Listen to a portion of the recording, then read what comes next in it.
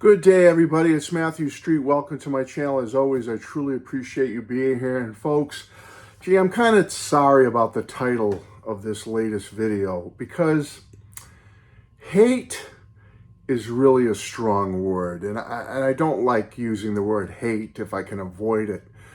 So when I say, do I really hate grunge music? You know, that Seattle sound that came to prominence in the early 90s and through most of the 90s until it kind of faded at the end of the 90s. I won't get into all that stuff, how it ended up fading and everything. But it started to emerge in the mid to late 80s, but it wasn't nationally popular till the early 90s. We came into 91, 92, 93. That's when it really took off huge. And I'm just not... I won't use the word hate. All right, I'm going to keep it in the title. I'm not going to change that. But it is a strong word. I'm an anti-gloom and doom and gloom guy. Doom and gloom isn't my thing. That's not Matthew Street. I'm anti-dour. I'm anti-pessimistic. Angst.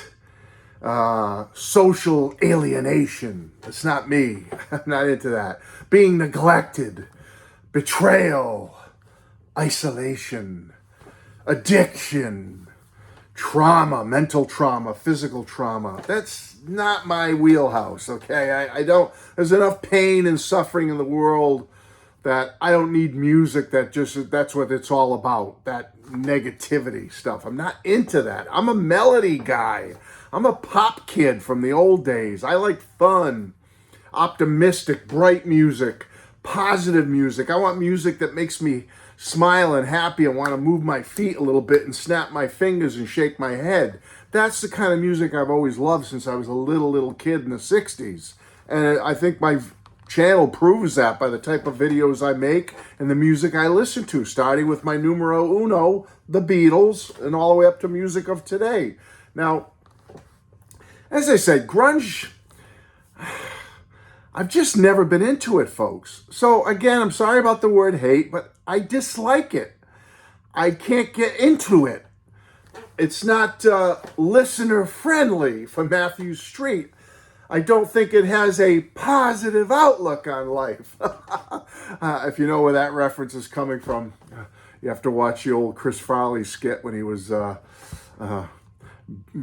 Benny Bernard or something, whatever his name was, Broward, Mr. Broward. I'm not photogenic. I smell bad. You might remember that old skit. But anyway, that's me with grunge music, folks. You know, I know, Nevermind by Nirvana, the big breakthrough album of grunge, and Nirvana became cultural musical icons. I get it. Pearl Jam with their 10 album, big thing. Soundgarden.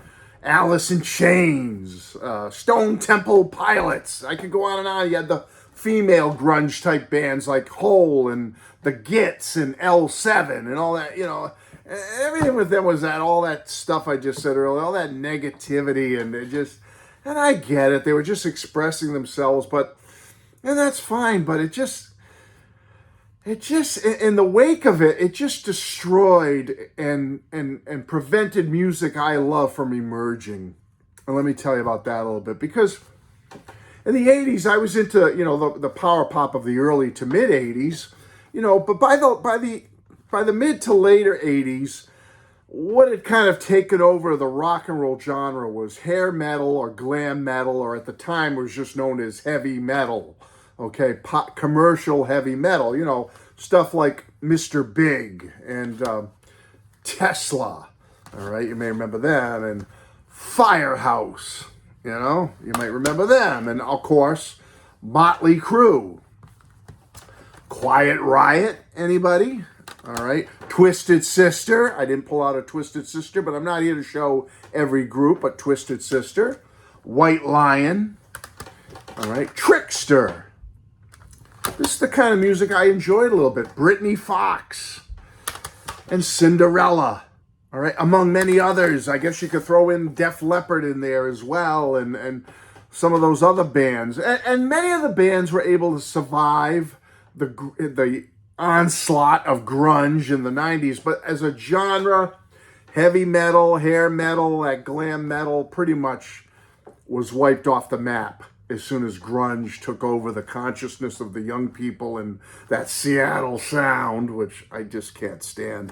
It just took over everything, and it wiped, bands like this right off the map, and they never really could fully recover from it. Like I said, some of them continued on some level of success, like Def Leppard. They continued to release albums, and you had bands like that survived. Motley Crue has survived a little bit. They might have put an album or two out, and then they've reunited for tours and things, So there's been bands doing that, and some of the other bands, have gotten together for smaller shows or venues or joint tours together. There'll be like a hair metal tour with multiple bands. So on some level, they've survived and been able to make a living through it. But I mean, as a genre, hair metal, glam metal was wiped off the map by grunge. And I'm sorry, I think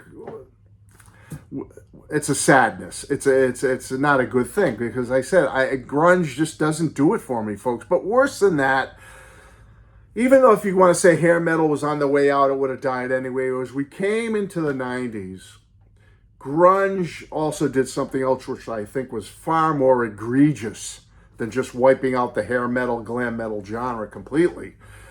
It prevented a much better genre of new 90s rock and roll and power pop from emerging fully and getting the credit it deserved. It really did. Now, some had more success than others. That's true. Some of the artists I'm about to show you in that. But overall, the artists and groups I'm about to show you were overshadowed by grunge becoming the main focal point, the main genre of rock music. Yes, you had groups like Fountains of Wayne, had some moderate success. You had Weezer. I think I have a Weezer CD here.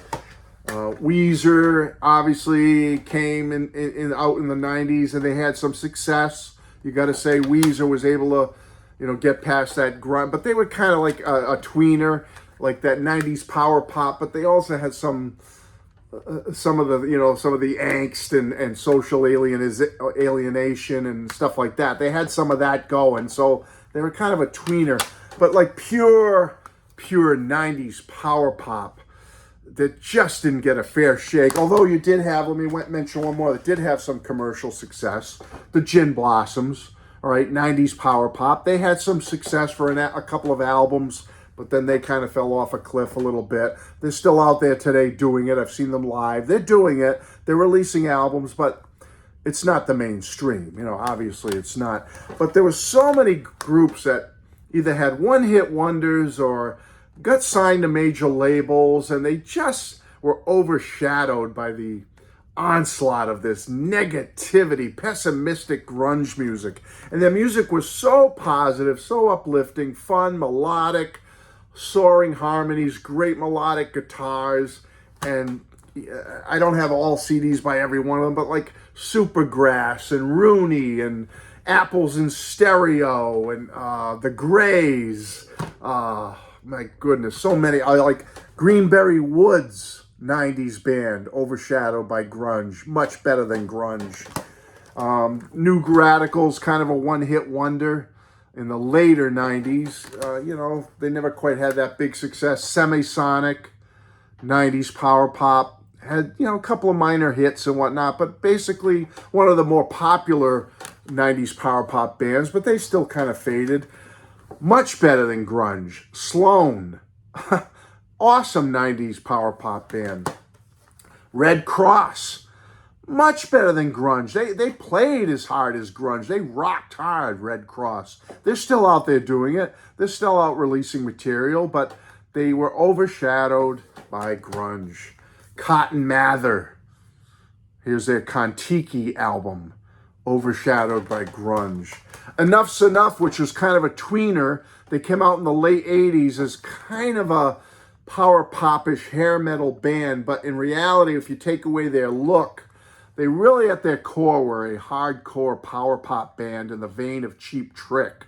And this is one of their early 90s albums, which didn't do as well as their first couple because grunge was taking over and bands like this were just forgotten, shoved aside. Dramarama, great band, 90s, power pop, rock. Oh, my God, I love these guys. Gigolo Ants, or Gigolo Aunts, however you want to say it, but a great, great 90s power pop band. Had a song in the Dumb and Dumber movie, and just really great melodic, fun music, overshadowed by grunge. One of my favorites, Jellyfish. Only 2 albums in the early 90s and then gone.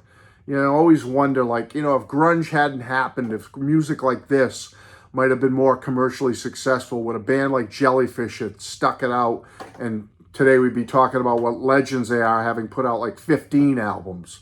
But again, came out at a time when grunge was king, and that's it. And one of my favorite, last but not least, one of my favorite 90s power pop bands of all time, major label signees to Mercury Records, and Material Issue.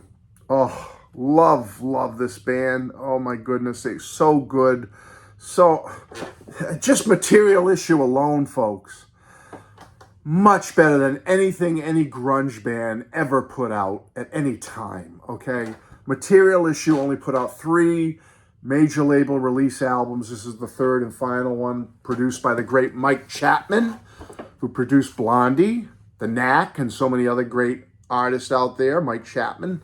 And folks, it's just, I'll take this over Nevermind and Pearl Jam's 10 and Stone Temple Pilots any day of the week. Give me Material Issue, any of their albums, and I'm good. This is an extended single of theirs.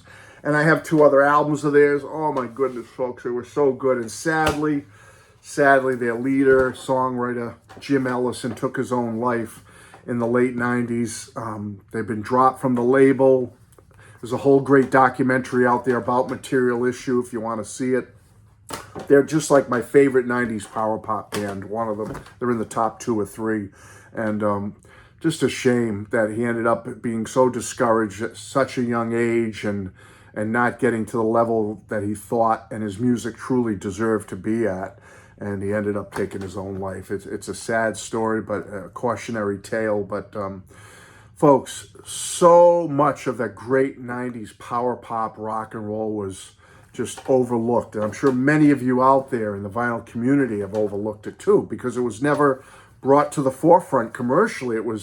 It never had the opportunity. It was just overshadowed so much by the pessimistic doom and gloom music, dour music of Nirvana and Pearl Jam and Soundgarden. Like I said, Alice in Chains, Stone Temple Pilots, and on and on. These bands were just at the top of the heap, and everyone thought it was the greatest music ever. And I'm sorry, grunge just has not held up for me personally. I just don't think it. I never liked it. I never thought it was great, fun rock and roll music, and maybe that's what it wasn't meant to be. But I'm sorry. I'm being my honest opinion of whatever it's worth. Grunge has not held up. I would never, ever go back to a Nirvana album or a Pearl Jam album to listen to it. Just wouldn't. There's too many other great things out there by other bands and artists from the 90s that I just love so much more and think is so much better than grunge music. Call it 90s power pop, call it 90s pop, rock and roll, whatever you want to call it. But it's so much a hell of a lot better than that crap we got from the Seattle sound, as they like to call it. So that's it, folks. I just want to come here. An idea for a video popped in my head, and I thought about how grunge wiped out hair metal, glam metal, which was music I thought was pretty melodic and fun. And then the next wave of great music for me was the 90s power pop bands, and they just were so overshadowed, and they never got to emerge as they should have. They stuff like Material Issue should have been king of the world. King of the world. Bands like this should have been on every young person's turntable, record player, CD player back in the day, and sadly it wasn't. It's been overlooked. I just encourage you, any of the bands I spoke about, or do your own research about 90s power pop, and you will find some great music out there, folks. Love you all. Bye-bye.